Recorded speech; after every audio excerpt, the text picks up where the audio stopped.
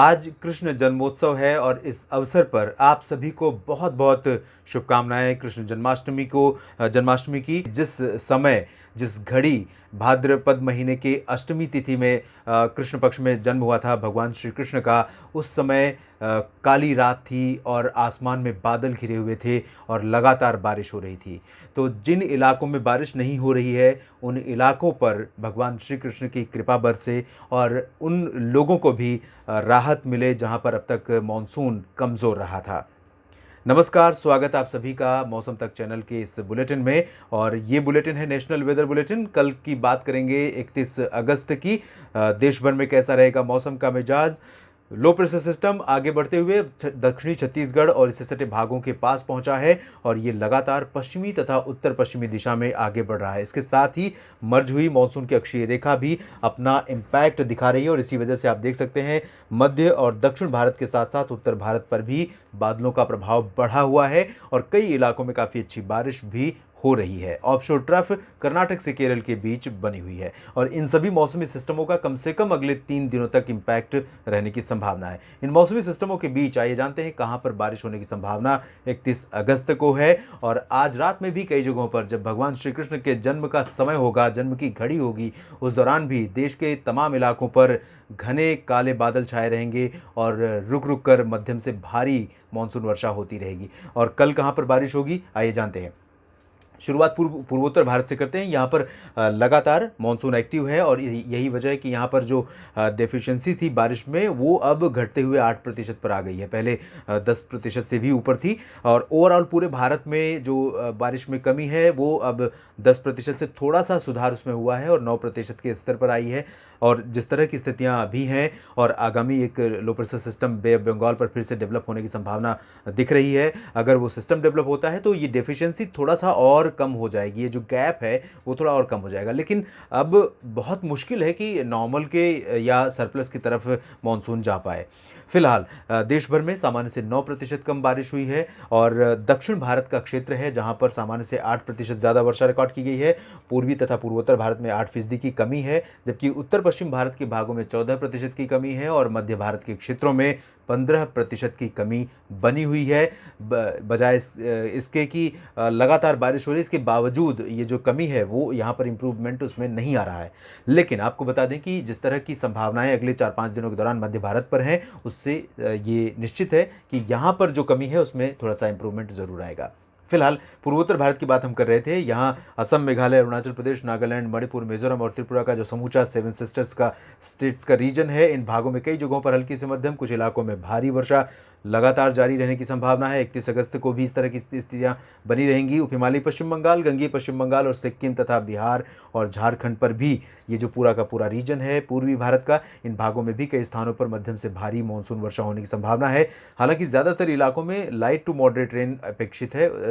भारी बारिश फिलहाल बिहार के तराई वाले इलाकों में संभावित है, उप हिमालय पश्चिम बंगाल और सिक्किम के कुछ इलाकों में संभावित है, साथ ही साथ गंगीय पश्चिम बंगाल के तटवर्ती रीजन में। बाकी झारखंड में और गंगीय पश्चिम बंगाल के अंदरूनी इलाकों में भारी वर्षा की संभावना बहुत अधिक नहीं है।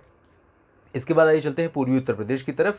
और पूर्वी उत्तर प्रदेश में आप देख सकते हैं, मैंने आपसे कहा था और वीकली जो उत्तर प्रदेश का बुलेटिन था उसमें आपने अगर सुना होगा तो उसमें मैंने ये कहा था कि एक सप्ताह से ज़्यादा समय तक उत्तर प्रदेश पर एक्टिव मानसून कंडीशन रहने की संभावना है और इसके लिए क्रेडिट इसी लो प्रेशर सिस्टम को जाता है। और ये लो प्रेशर सिस्टम जब बना है तो नीचे आई है मानसून की अक्षीय रेखा और मानसून की अक्षीय रेखा के ऊपर चल रही हैं पूर्वी आर्द्र हवाएं और इन्हीं आर्द्र हवाओं के कारण वाराणसी, गोरखपुर जो दक्षिण पूर्वी उत्तर प्रदेश का रीजन है, यहाँ कल से थोड़ा सा रिड्यूस हो रहा है मानसून का जो प्रभाव है वो। उसके बावजूद लाइट टू मॉडरेट रेन हो सकती है मिर्ज़ापुर से लेकर वाराणसी और प्रयागराज, बांदा, फतेहपुर तक। जबकि इसके हम उत्तर में जब चलेंगे आजमगढ़, बलिया, गोरखपुर, बस्ती, देवरिया, अयोध्या, बाराबंकी, लखनऊ, कानपुर, इन सभी क्षेत्रों में और साथ ही साथ बहराइच तक, इन सभी क्षेत्रों में कई जगहों पर हल्की से मध्यम बारिश होने की संभावना है। कुछ स्थानों पर भारी वर्षा भी दर्ज की जा सकती है। वेस्ट उत्तर प्रदेश में फ़िलहाल बहुत स्ट्रॉन्ग एक्टिविटी नहीं होगी, लेकिन बरेली की बात करें या आगरा और मथुरा की बात करें, चाहे गौतम बुद्ध नगर, बुलंदशहर और बागपत की बात करें, इन तमाम जगहों पर लाइट रेन होने की संभावना रहेगी। 1-2 स्थानों पर मध्यम से तेज़ बौछारें भी गिर सकती हैं। यहाँ जो प्रोजेक्शन दिख रहा है वेदर मॉडल्स का, ये काफ़ी कमज़ोर मानसून वर्षा का है, लेकिन मेरा अनुमान है कि ये वेस्टर्न पार्ट्स का जो उत्तर प्रदेश का क्षेत्र है, यहाँ पर भी कई इलाकों में अच्छी एक्टिविटी मानसून की देखने को मिल सकती है। उत्तराखंड में भी काफ़ी अच्छी बारिश होने की संभावना है। बहुत मूसलाधार बारिश नहीं होगी, लेकिन इस समय जिस तरह की स्थितियाँ उत्तराखंड और हिमाचल प्रदेश में बनी हुई हैं, लगातार एक्टिव मानसून जब रहता है किसी पर्टिकुलर रीजन पर, लगातार बारिश होती रहती है, तो पहाड़ जो मिट्टी वाले पहाड़ हैं वो धीरे धीरे दरकते रहते हैं। तो ऐसे पहाड़ों के आसपास वाले जो रास्ते हैं, उन रास्तों से गुजरते समय आप ज़रूर सावधान रहें, क्योंकि लैंडस्लाइड की आशंका रहती है और मड स्लाइड की भी आशंका रहती है, फ्लैश फ्लड की भी आशंका बनी रहती है। तो यहाँ पर सतर्क रहने का समय है। बहुत तबाही वाली स्थिति नहीं है, डरने की स्थिति नहीं है, लेकिन सतर्कता सुरक्षा के लिए बहुत सबसे कारगर उपाय है, सबसे कारगर तरीका है। जम्मू कश्मीर और गिलगित बाल्तिस्तान, मुजफ्फराबाद तथा लद्दाख के रीजन में भी लाइट टू मॉडरेट रेन होने की संभावना है। भारी बारिश नहीं होगी, लेकिन श्रीनगर, जम्मू, कटरा, उधमपुर समेत जम्मू कश्मीर के कुछ इलाकों में हल्की से मध्यम बौछारें गिर सकती हैं और शिमला, धर्मशाला समेत हिमाचल प्रदेश के कुछ इलाकों में बारिश होने की संभावना है। पंजाब और हरियाणा में देखिए, यहाँ पर लाइट रेन की एक्सपेक्टेशन है। जैसा आज मौसम था, कुछ ऐसा ही मौसम कल भी एक्सपेक्टेड है दिल्ली में भी, लेकिन उम्मीद है थोड़ा सा इम्प्रूवमेंट की, थोड़ा सा और इंटेंसिटी जिन इलाकों में बारिश नहीं हुई है वहाँ पर आप सोच सकते हैं कि बारिश जहाँ पर हुई नहीं तो बारिश बढ़ेगी कैसे, यानी कि आपके लिए वो फ्रेश स्पेल होगा। लेकिन इन भागों में, कुछ इलाकों में बारिश दर्ज की गई है आज भी, और कल भी बारिश होने की संभावना है। आज लाइट रेन हुई है, कल थोड़ा सा इससे ज़्यादा हो सकती है। कल बारिश की जो प्रोबेबिलिटी है वो कुछ और अधिक इलाकों में हो सकती है। अमृतसर, जालंधर, पठानकोट, लुधियाना, पटियाला, मोगा, बरनाला, फजिल्का, फरीदकोट और यहाँ पर करनाल, हिसार, रेवाड़ी, महेंद्रगढ़, चरखी दादरी, इन इलाकों में बारिश आज भी हुई है, कल भी हुई थी और उम्मीद है कि 31 अगस्त को भी होने की संभावना यहाँ पर रहेगी। दिल्ली में भी इसी तरह का मौसम रहेगा। दिल्ली में भी बारिश का आपको नज़ारा देखने को मिल सकता है। बहुत स्ट्रांग बारिश नहीं होगी, लेकिन हो सकती है। राजस्थान की अब हम बात करते हैं। यहाँ पूर्वी राजस्थान में समूचा का समूचा बेल्ट प्रभावित हो रहा है। कल भी यहाँ पर एक्टिव मानसून कंडीशन थी, आज भी है और 31 अगस्त को भी एक्सपेक्टेड है। उम्मीद यहाँ पर है सवाई माधोपुर, कोटा, भीलवाड़ा, उदयपुर और प्रतापगढ़, डूंगरपुर, जालौर में अभी बहुत ज़्यादा अच्छी स्थिति नहीं है, लेकिन कुछ स्थानों पर एक्टिविटी शुरू हो सकती हैं और सिरोही में भी बारिश की गतिविधियाँ हो सकती हैं। साथ ही साथ मैं कह सकता हूँ कि अजमेर और जयपुर, अलवर, भरतपुर, झुंझुनू, इन सभी इलाकों में बारिश अच्छी होने की संभावना है। मध्यम से तेज़ वर्षा हो सकती है। पश्चिम की तरफ अगर हम बढ़ेंगे तो गंगानगर, हनुमानगढ़, चूरू और बीकानेर, बाड़मेर, जैसलमेर, जोधपुर, ये जो समूचा रीजन है, इन भागों में कुछ स्थानों पर मानसून के आंशिक बादल दिखाई देने लगेंगे और रुक रुक कर हल्की बौछारें गिर सकती हैं और कुछ इलाकों में थोड़ा सा अच्छा स्पेल भी आ सकता है, जिसकी उम्मीद अभी बहुत कम है। लेकिन जिस तरह की कंडीशन है, जिस तरह का मॉइस्चर का प्रवाह है और जिस तरह हवाएं लगातार बनी हुई हैं निरंतर, इससे मेरा अनुमान है कि पश्चिमी राजस्थान के क्षेत्रों में भी कुछ स्थानों पर ज़रूर मानसून मेहरबान हो सकता है और आपकी उम्मीदें, आपका इंतज़ार जो है पूरा हो सकता है। इसके बाद मध्य भारत की तरफ चलेंगे, जहां पर इस सिस्टम का सबसे अधिक इम्पैक्ट देखने को मिल रहा है। यहाँ पूर्वी मध्य प्रदेश के साथ साथ पश्चिमी मध्य प्रदेश के भागों में ज़बरदस्त मानसून वर्षा होने की संभावना है। पूर्वी मध्य प्रदेश में रीवा, सिंगरौली, उमरिया, ये जो खजुराहो, ये जो उत्तर पूर्वी रीजन है और पूर्वी रीजन है, इन भागों में एक्टिविटी कम होगी।